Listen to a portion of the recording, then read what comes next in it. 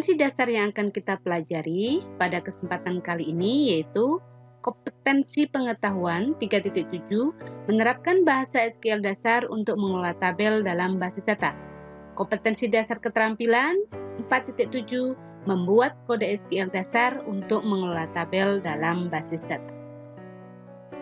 Tujuan pembelajaran, setelah mengamati dan mempraktekkan, siswa mampu 1.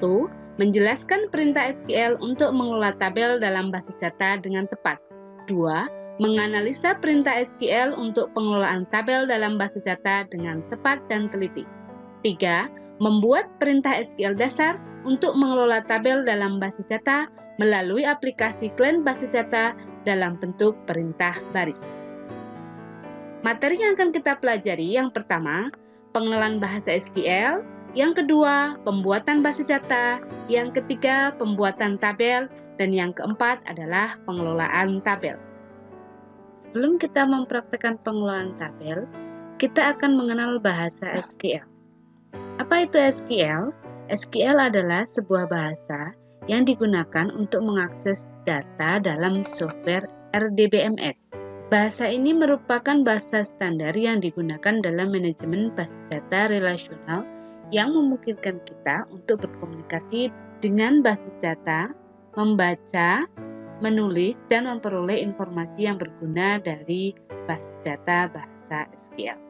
Secara umum, SQL terdiri dari 3 bahasa, yaitu ada DDL, DML, dan DCL. DDL, Data Definition Language.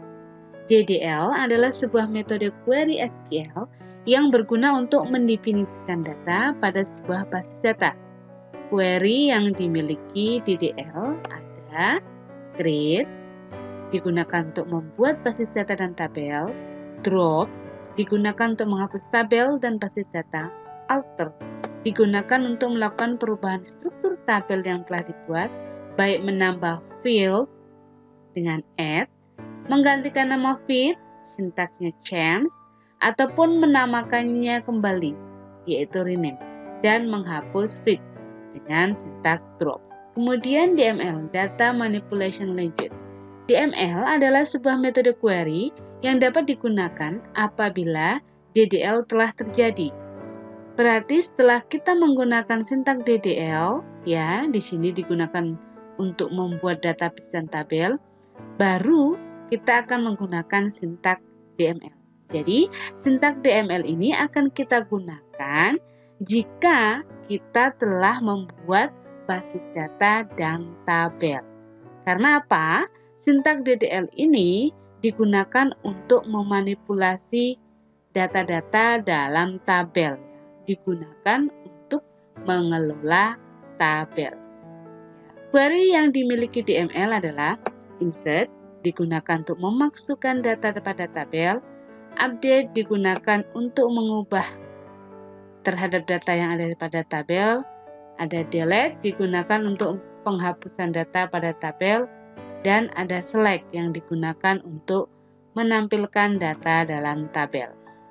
Kemudian ada DCL, Data Control Language.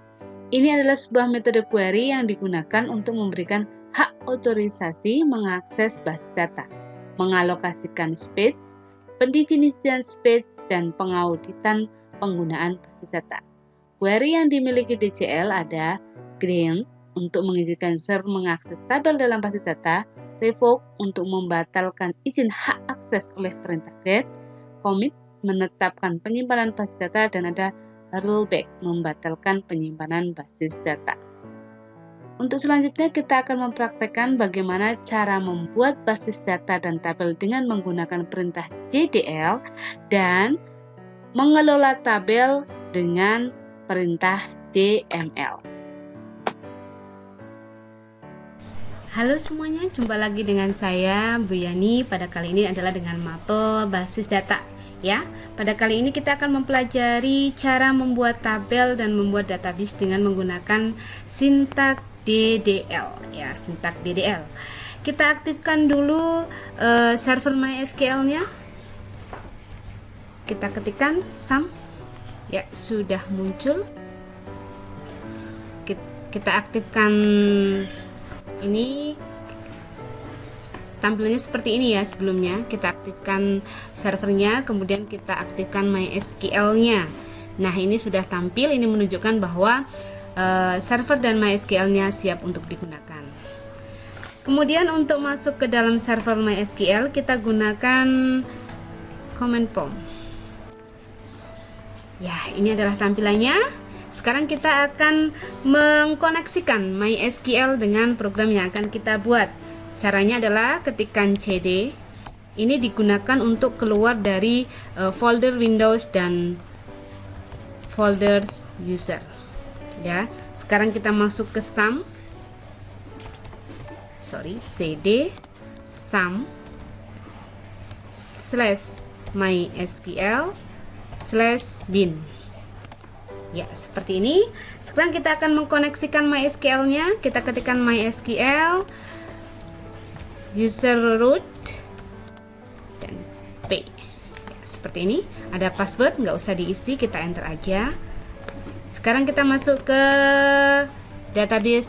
Kita buat database-nya. Untuk membuat database, sintak yang akan kita gunakan adalah create. Sekarang kita akan membuat database sekolah. Kita ketikkan create database dengan nama sekolah. Jangan lupa setiap sintak SQL harus diakhiri dengan tanda semikolon atau titik koma. Ya, ini tampilannya. Ya, ini menunjukkan bahwa tabel yang kita buat sudah oke, ya, sudah oke, sudah masuk. Sekarang kita cek. Oh, maaf, database ya, bukan tabel. Tadi saya salah ngomong. Ya, database yang kita buat sudah masuk. Gimana cara ngeceknya? Kita cek dengan melihat apakah benar database yang kita buat, database sekolah yang kita buat sudah masuk, sudah bisa kita akses. Kita lihat show databases, enter. Yup, ini ada database sekolah ya, database yang kita buat. Kemudian yang selanjutnya adalah untuk membuat tabel. Untuk membuat tabel, sebelum kita membuat tabel, kita harus mengaktifkan database yang dimana tabel kita akan diletakkan. Ya, bagaimana cara mengaktifkan database yang akan kita gunakan?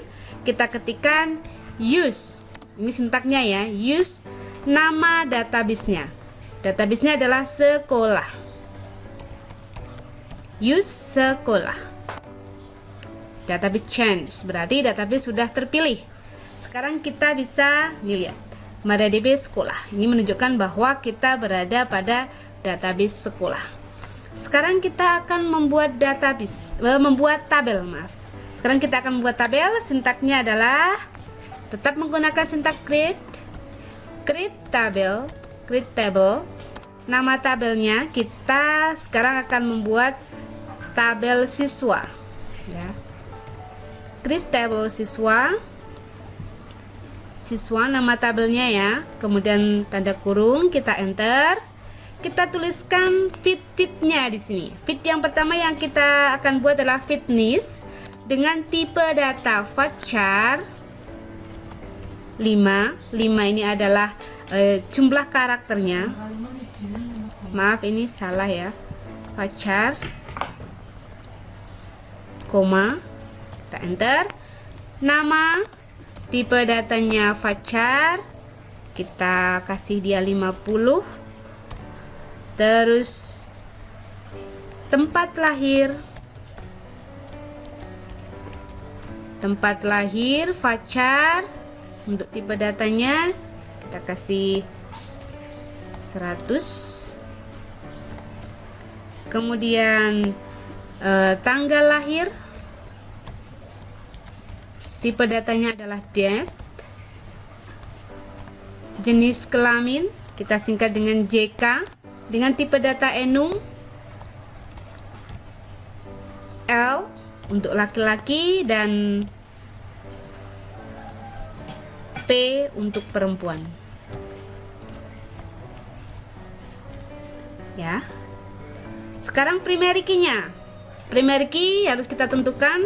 Kita pilih dari fit yang kita buat ini adalah yang paling unik isi datanya, yaitu NIS. Kita tuliskan primary key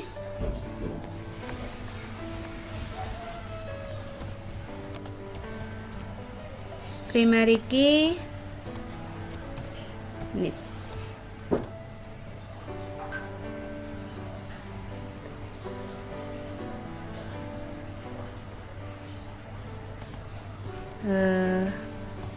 Tutup. Ya. Ini adalah sintak yang kita gunakan untuk membuat tabel, ya, dalam database sekolah. Create tabel sekolah, tabel siswa dengan fit NIS, nama, tempat lahir, tanggal lahir, CK, dan primary key adalah NIS. Jangan lupa dicantumkan tipe datanya dan jumlah karakternya. Setiap fit dipisah dengan tanda koma, dan setiap baris dalam setiap coding harus ditutupi dengan setiap sintak, ya, ditutupi dengan tanda semikolon atau titik koma. Ya, sekarang kita lihat struktur tabel yang ada pada database, pada tabel siswa, ya. Kita ketikkan this siswa. Maaf, this salah, ya, siswa. Nah, struktur tabelnya kelihatan, ya. Fitnya ini database sekolah, tabel siswa dengan fit, tipe datanya, dan primary key-nya adalah di NIS, ya. Setelah kita membuat tabel, ya, tabel siswa yang kita buat, sekarang kita akan melakukan pengelolaan tabel. Hal yang pertama akan kita lakukan adalah mengisi tabel ini, tabel siswa, mengisi tabel siswa dengan data-data NIS, nama, tempat lahir, tanggal lahir, dan JK. Sintak yang akan kita gunakan untuk menginputkan data ke dalam tabel siswa adalah insert into nama tabelnya, yaitu siswa, insert into siswa, values. Di dalam tanda kurung ini nanti akan terisi data-data yang akan kita inputkan ke dalam tabel. Yang pertama harus urut dengan fitnya, ya, struktur fitnya. Jadi kemudian kita ketikkan NIS-nya. NIS di sini tipe datanya adalah VACHAR 5, artinya ada 5 digit. Jangan lupa setiap data diapit oleh tanda kutip. Koma, namanya Nur Hidayat, tanda kutip, koma, kutip lagi, tempat lahirnya Kendal, kutip, koma, tahun lahirnya 2003, bulan 10, tanggal 9, tanda kutip, koma, kutip. Di sini jenis kelamin, tipe datanya enum LP. Maka kita pilih salah satu, L, ya. Kita tutup tanda kurung, kemudian jangan lupa diakhiri dengan sintak semikolon. Kita enter. Very okay. Sekarang kita lanjutkan dengan data yang kedua. Insert into siswa. Values, tanda kurung, tanda kutip, 2002, tanda kutip, dipisahkan dengan koma, Rianti, kutip, tanda koma, kutip, kemudian tempat lahir, Kendal, tanda kutip, koma, dan kemudian tanggal lahir 2002, 12/01, tanda kutip, koma, kutip, dan sekarang adalah jenis kelamin. Diakhiri dengan tutup kurung, dan yang terakhir sintaknya kita akhiri dengan tanda semikolon. Kemudian kita enter. Ini adalah sintak untuk menginputkan data ke dalam tabel. Yang kedua, setelah kita menginputkan data, kita akan melihat data-data yang sudah kita inputkan. Sintak yang digunakan untuk melihat data yang ada dalam tabel siswa yaitu select. Perintah select ini digunakan untuk melihat data-data yang ada dalam tabel siswa. Ya. Select bintang. Bintang menunjukkan seluruh data akan ditampilkan dalam layar. From siswa. Ya. Select bintang from siswa. Kita enter. Ya. Ini adalah tabel siswa dan data-datanya. Ada 2 data. Yang ketiga, yaitu kita akan mengolah tabel dengan sintak update. Sintak update ini digunakan untuk merubah data dalam tabel. Kita akan merubah data dari Rianti ini, ya, tempat lahirnya kita akan rubah menjadi Yogyakarta. Sintaknya update. Nah, sintaknya update. Nama tabelnya yaitu siswa. Set. Set ini adalah digunakan untuk menyeting, ya. Siswa. Set. Tempat lahir. Ini adalah nama feed-nya atau nama kolomnya. Sama dengan data baru. Yogyakarta. Tanda kutip. Where NIS sama dengan tanda kutip 2002. Ini adalah NIS dari Rianti. Ya, update siswa set, update nama tabelnya siswa, set ini adalah untuk merubah, ya. Kolom mana yang akan kita rubah? Kolom apa? Yaitu kolom tempat lahir. Data barunya adalah Yogyakarta. Where, di mana yang kita rubah adalah NIS 2002. Ya. Jangan lupa diakhiri tanda semikolon, kita enter. Very okay. Sekarang kita lihat apakah data Rianti ini sudah berubah. Data dari NIS 2002 sudah berubah. Sintaknya yaitu select bintang from siswa. Ini digunakan untuk melihat seluruh data dari tabel siswa. Menampilkan query dari tabel siswa. Kita lihat 2002 Rianti Yogyakarta. Sudah berubah, ya. Kemudian kita akan melihat sintak yang keempat yaitu delete. Delete digunakan untuk menghapus data dari sebuah tabel. Sekarang kita akan mempraktekkan bagaimana menghapus data Nur Hidayat, ya, dari tabel siswa. Delete from nama tabelnya, ya. Delete from siswa. Where ini adalah syarat NIS mana yang akan kita hapus, ya. Where NIS, data dari NIS berapa yang akan kita hapus. NIS sama dengan 001 tanda semikolon, ya. Delete from siswa, menghapus, ini artinya menghapus data dari tabel siswa, di mana data yang akan dihapus, adalah NIS 2001. Kita enter. Ya. Query oke, berarti sudah sukses. Sekarang kita lihat tabelnya.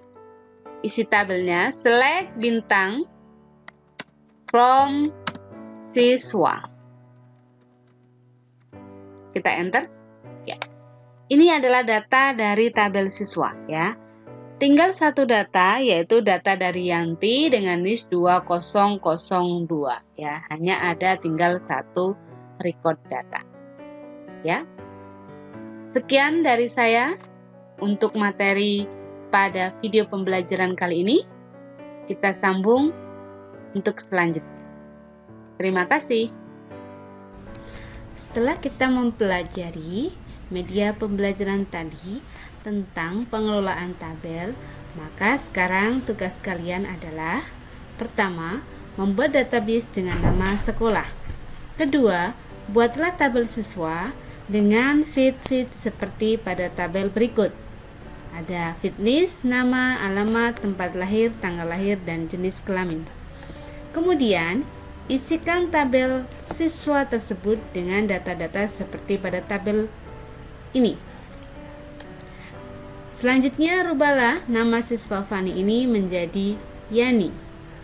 Hapus data siswa 202.001.01 dari tabel siswa. Dan terakhir, tampilkan seluruh data yang ada pada tabel siswa. Selamat mengerjakan dan selalu bahagia.